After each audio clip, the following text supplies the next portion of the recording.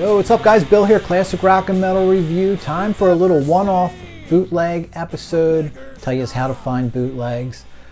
Cover the industry as a whole real quick in general in case you're new to it. Try to be as thorough for newbies as possible and be as interesting to those already in the know as possible also. Show you my 8 titles from my RZ Panic Buy. This goes back to September actually, but most of them I still haven't listened to. I'll show you half of that little cache, and basically when Disc Japan went down 4 or 5 days later I went over to RZ and snagged a bunch of titles thinking there was going to be a flood of orders, and I think I was right. Last but not least, got to send off just Disc Japan properly with a little service, all right? And if you know anything about Japanese sort of procession or whatever at the end with funerals, they cremate almost everyone there. So we will sacrifice a Disc Japan CD in keeping with Japanese tradition. Guys, you know we don't talk here unless we drink. Trader Joe's Cherry Wishniak juice is back. What's it called? Winter with Sal. Seasonal spices in this cherry juice. And of course Tito's plopped in there for good measure.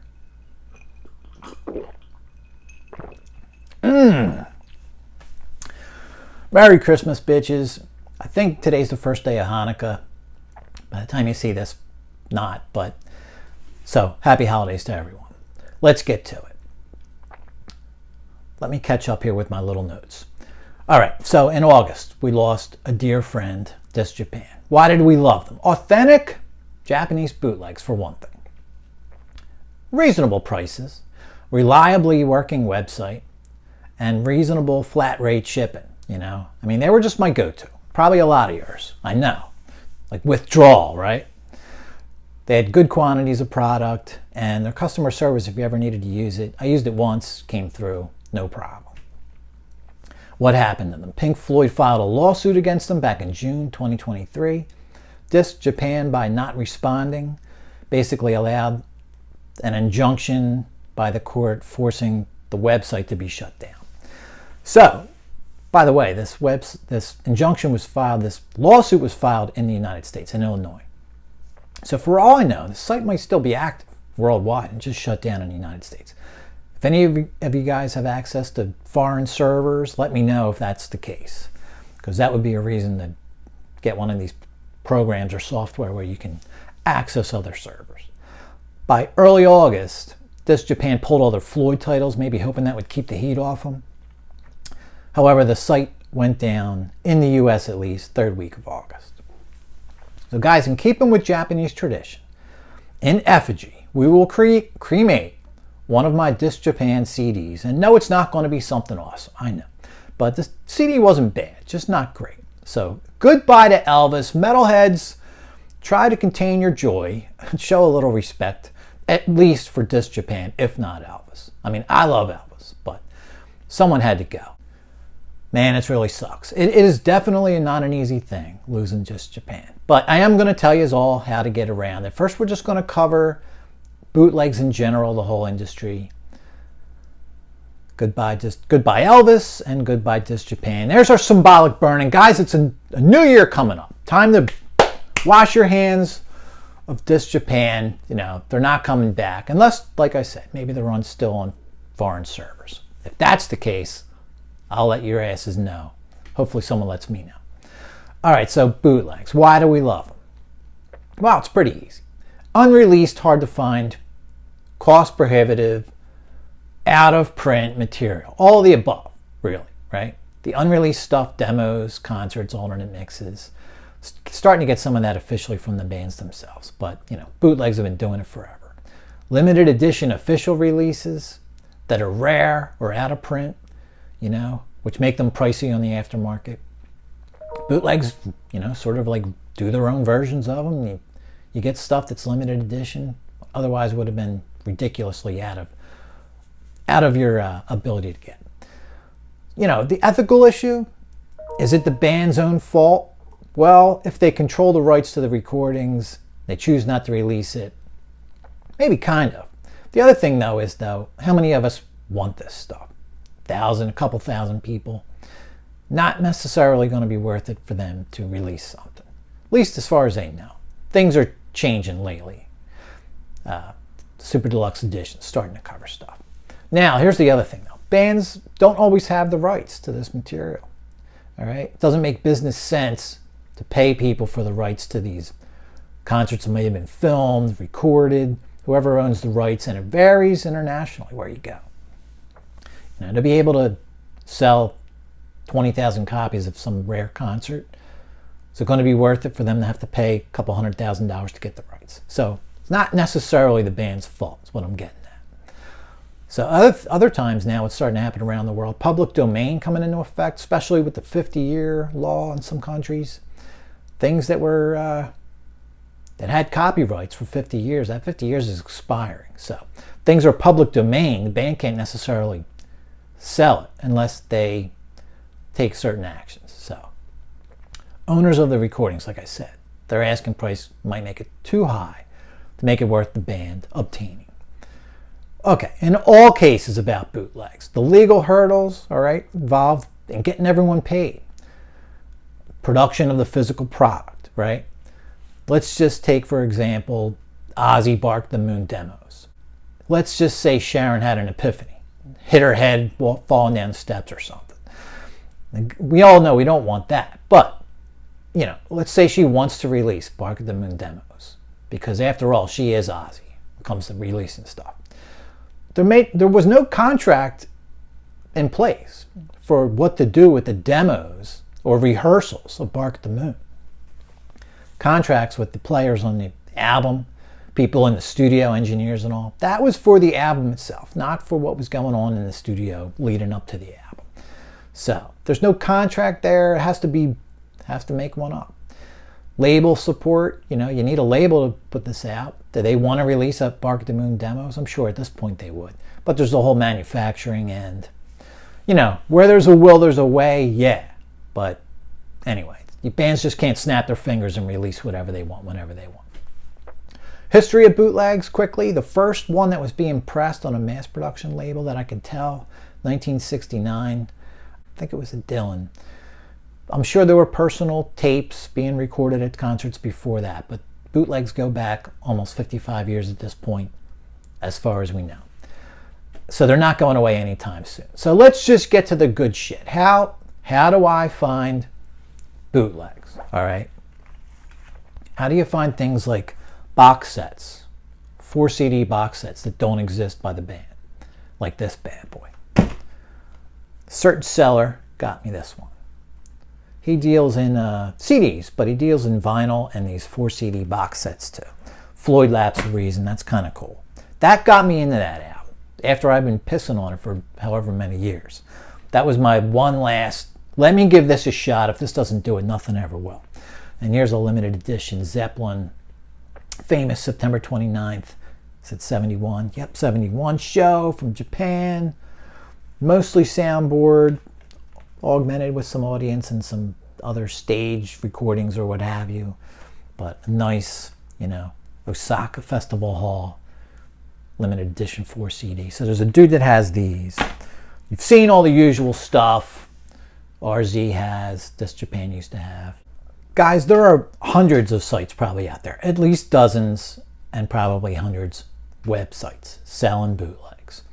Google any band name followed by the word live or demos, followed by CD or DVD, whatever you're looking for. Endless number of sites coming up are going to sell, you know, the product. Etsy, for one of them. There's something called Mercari, M-E-R-C-A-R-I. eBay even seems to be turning a blind eye lately to bootleg concerts, which they hadn't been up until fairly recently. These are almost always probably going to be CDRs or DVD-Rs and homemade artwork or generic sort of artwork. It's fine if you're maybe new to collecting these. The prices will be a little cheaper than going direct to Japan. The source of the material, I can't testify to it. It's really going to vary. And that's probably another reason why once you graduated to insisting on quality stuff, you're going to want to go. I'm eventually going to get to RZ. So you're taking your chances with these things you find on the internet. You might find someone reliable, the artwork's good enough to you, then there you go. save that seller if he's on eBay, whatever website you're using. You will see different material on these sites than what you can get from Japan. So that's one of the cool things about it. Prices roughly in the ballpark or a little bit cheaper than Japanese stuff. Japanese bootlegs in a nutshell. The latest and greatest available, all right, in bootleg world. Highest quality products. The artwork looks great. The pictures are generally almost always appropriate for the material that they're representing. A lot of times silver press CDs, although now that's starting to go to pro CDRs, they call them. It really depends on the label. That's why when we do our Japanese bootleg update episode, I always mention the label. People who have been collecting for a while know the label matters and the quality of product. Serious collectors, like I said, already know this. All right, so you want some real authentic Japanese bootlegs, where do you go? All right, if you're not someone who wants this Etsy or eBay imposter stuff, lower level stuff, you want to go to Japan. Now, some people do sell authentic Japanese stuff on eBay, and they're triple in the price. Forget that shit. rzrecord.jp. RZ is what I call it. Closest thing to just this Japan. Now, they ship from Korea. So is it legit stuff? I think it still is, because they sell out quick.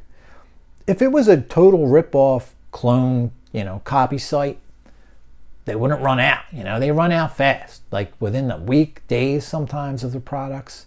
Other products they have for a month or two, but they don't last long on there. I would think if they were a total scab site, wouldn't be selling out of things that quickly. Pros about RZ. Same products as we got on Disc Japan. It's a website, not an individual like someone on Etsy selling stuff. So there is some customer service if you need to contact them. They're, like I said, authentic Japanese stuff, not stuff being burned by one guy in his apartment or something. They also been around for at least 10 or 12 years that I know of. So there's that. Now, also about RZ, they also seem to make their own CDR or DVD-R low-cost jewel case copies of things. So if you don't want to spend $25, $30 on a silver press CD, you can just spend 10, sometimes less, on a CDR copy of the same thing. And RZ seems to be doing that themselves. It's not how it was originally released by whatever label. RZ is just making you a cheaper version available, which is kind of cool. But even they don't last long a lot of times. Cons about RZ. Limited quantities. Like I said, they sell out fast. Faster than Disc Japan did. The shipping prices can be a little high too. There's some sort of base rate. I want to say it's around $20, but then they add on like $2 per item. You order 15 things from there, you're going to be looking at like $40 in shipping. Where Disc Japan used to cap it at $25 for priority. I think it was $20 for regular priority. And they had an economy shipping that was $10 that was almost as fast as their priorities. More cons. Their packaging, not the best.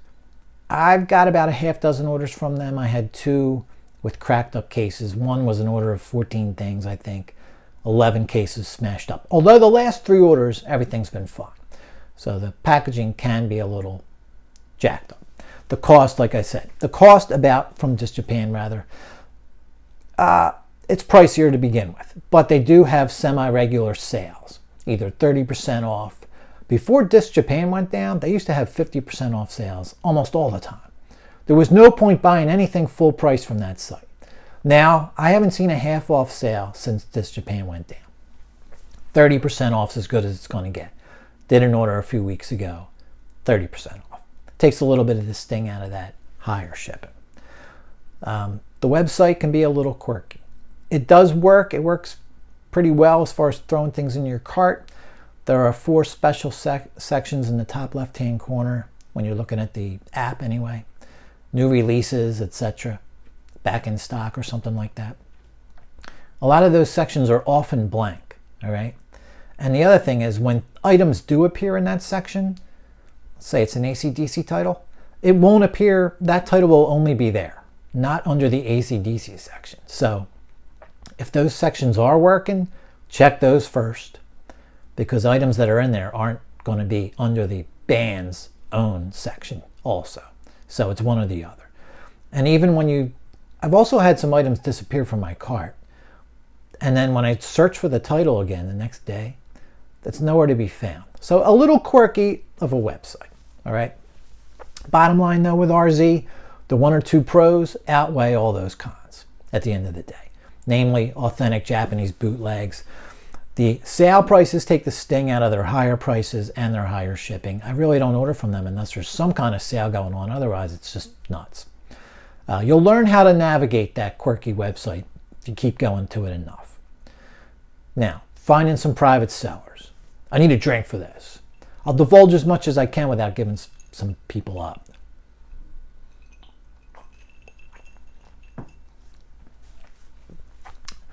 These are individuals who sell authentic Japanese bootlegs.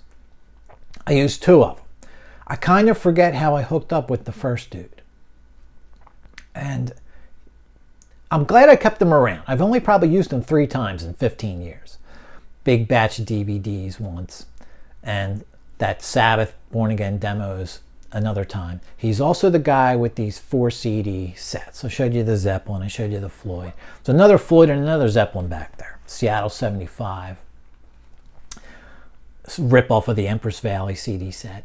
These guys. And then a Piper at the Gates of Dawn all-inclusive sort of Floyd box set. That's really cool. This dude goes by Spanish Leather Boots. All right, that's all I can tell you. I honestly forget how I found my way to him. He just sends you a list every month or 2 of stuff that he's got, you know. It used to be every month or more. It's less frequent these days. Maybe 7-8 times a year you get an email. But he gets vinyl and CDs, obviously, but also those 4 CD sets, unlike anyone else that I know. RZ, once in a blue moon, will have a 4 CD set, not too often. So this guy gets them, and he gets them as fast as possible. As soon as they're released, he has them. Now, the other dude I use, he is in Japan. Now, here's how I found him. I just found him by accident. And I'll just tell you how, and I'm sure it's going to work for you because I think I've seen some other people do the same thing as what happened here. Like I said, Japan-based. Now, this guy gets authentic stuff, but he's pretty much like a hard rock and metal and prog specialist. So he doesn't have like every genre, but he's kind of expanded a little bit lately. Social media, believe it or not, is where I found him. So if you're not on there, get on there. You know, go to your favorite sort of band fan page, and there's 100 of them, I know. Well, join them all then, whatever you need to do here. I just happen to be a member of a Sabbath one. Sabbath or Floyd one, all right? Bootleg postings are a regular thing on those websites. People just put a picture of their bootleg album, their bootleg CD, and say, yeah, I'm listening to this right now, or whatever the hell.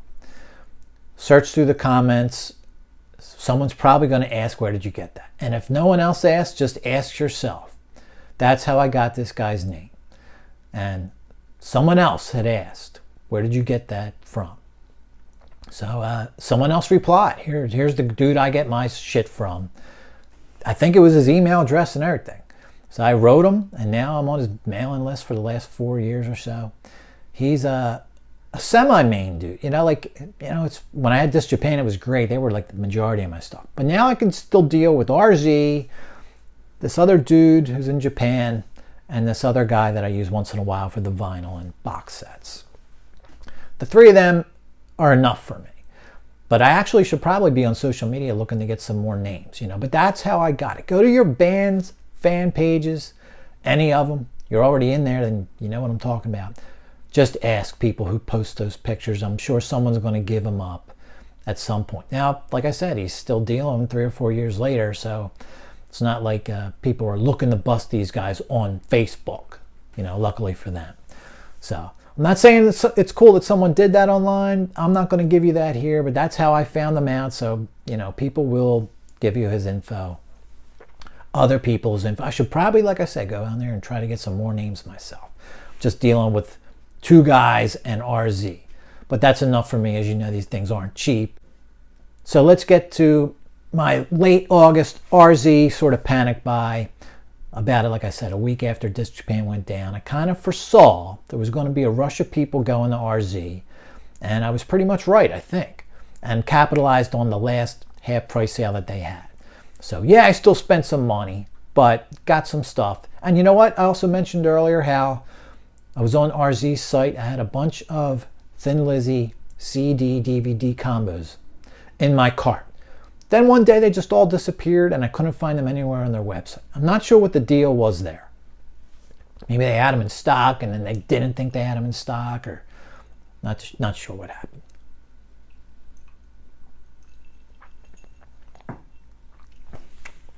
Except to say they were back in there late August, early September. Got one to show you now. I'll show you the rest. Here's some things I've already shown you because I already listened to these. I think 5 of them I haven't. Deep Purple In Concert Pop Spectacular. This was a $10 double CDR that was half price, so $5, and this is really awesome. Loving this guy. I already talked about it. I didn't realize it was officially released. And possibly with the DJ talking and all, I'm not even sure because I don't have the official release, just have this BBC transcription discs for 2 shows, 70 and 72. That's great. Great $5 pickup. Also, I think I showed you this one. Brussels, 1982. AC/DC soundboard concert. For those about the rock tour.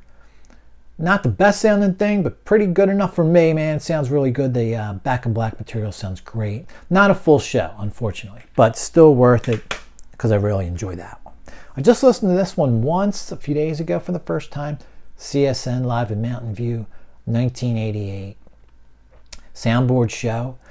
And, you know, I figured it wasn't going to be the whole show with 11 songs on there. Little disappointing because some of these songs aren't even near full or near complete performances. What is it? Project Zip? You know, some of these, that's why I mention these labels, guys. Some of them tend to be jerky, and Project Zip can be one of them. But a lot of stuff they put out's cool. Just a little disappointing that, like, my favorite song on there was chopped. And, I mean, it was like a tenth of the song, kind of thing. All right, some other titles, man. Let's get on with this and get this episode over. Now, here's another thing. Perfect example. If you see something on here and I specifically talk about that it's quality, go for it kind of thing, people give these CDs these stupid titles. They're the dumbest titles in the world. Chicago, this is Sweet Marie, live in 1984. All right? Now, I think they kind of, my borderline with these guys is probably 82 or 80 actually, 81. But I just kind of went for this as, you know, I try to like put my foot in the water with other eras of bands that I love every once in a while. You know, just try to expand my horizons a little bit kind of thing. You know, into the sweat band era for Cetera there. That's kind of ridiculous. But my point being, Sweet Marie, you know, you get a specific title, it's going to have a specific sound to it. You go on YouTube and type Chicago Sweet Marie. This exact product by Trial is the name of this. I don't know if I ever even heard of these guys. Trial's the label. But if I give you a review for this and say it sounds great, then at least you know, because there might be 10 versions of this concert on eBay, online to buy, that kind of thing. So there's one of them, Chicago in 84. We used to have an 82 show that was actually pretty good. I don't know about 84. Now we're getting even more corny. Hall & Oates, here's Sydney, 1980. Double CD on this guy. Might be a CDR, I'm trying to remember. Uxbridge is the label. I think they're a CDR label. Capitol Theater in Sydney, October of 80. Kind of cool. I had that War Babies earlier this year. Really liked that one. That's from 75. We're skipping ahead 5 years for this guy. Check that one out. Jukebox Heroes, Foreigner. Probably 100 bootlegs named this one, though, unfortunately. Triple CDR. 3 soundboard shows, man. This is really cool. One's from 78. One's from 79 and one's from 81. All great era stuff from Foreigner. Did I listen? I think I listened to one of these, the 78 show. It's great. It's from the Rainbow, but it's got a different date than the Blu-ray that came out. So I don't know if they go back there 5 weeks later or what have you. So anyway, still haven't checked out all 3 CDs, but that looks like a cool title. And then some of the Lizzy. I've been wanting this forever. I know the sound's probably not awesome on this. Tokyo 1980, Second Night. I just love the Chinatown album. Really do, man. I gotta tell you. And here you go, Chinatown Tour. double CD. Zodiacs, other silvers. Can't wait to sink my teeth into this. I've only listened to this online a little bit on on YouTube. Did I say that earlier? I think I said eBay earlier. Screwed up. And that doesn't sound great, the one on YouTube. So, let's see if this is an improvement. Even if it's not, it's good enough. I love Lizzie and Chinatown album. And last but not least, some more Lizzie. Dominion 1982 Collector's Edition. I think we're one CD and one DVD here. And that's the case. And looks like the same material on both. Oh, maybe the DVD has 2 less songs. But what a cool one, man. Now, I know this one doesn't sound great. I don't care. Still got Snowy in the band. I just like that era with him. I don't have Renegade yet. I got to get that out. But, man, this one looks cool. Yeah. Guys, that's going to do it. Hopefully got some people who haven't delved into the bootleg market to want to do it. And hopefully didn't bore the rest of you to death. Guys, we got a whole awesome month coming up. I've got shit coming out of my ass, and you're gonna see it all here. We're gonna decorate this bitch back here. We're gonna keep the Trader Joe's winter with sale flowing. All right, and we'll get a fire lit in here, even though it's like 60 degrees out today. The new era of winter, where it's barely fall. Guys, I'll catch you later. Have a great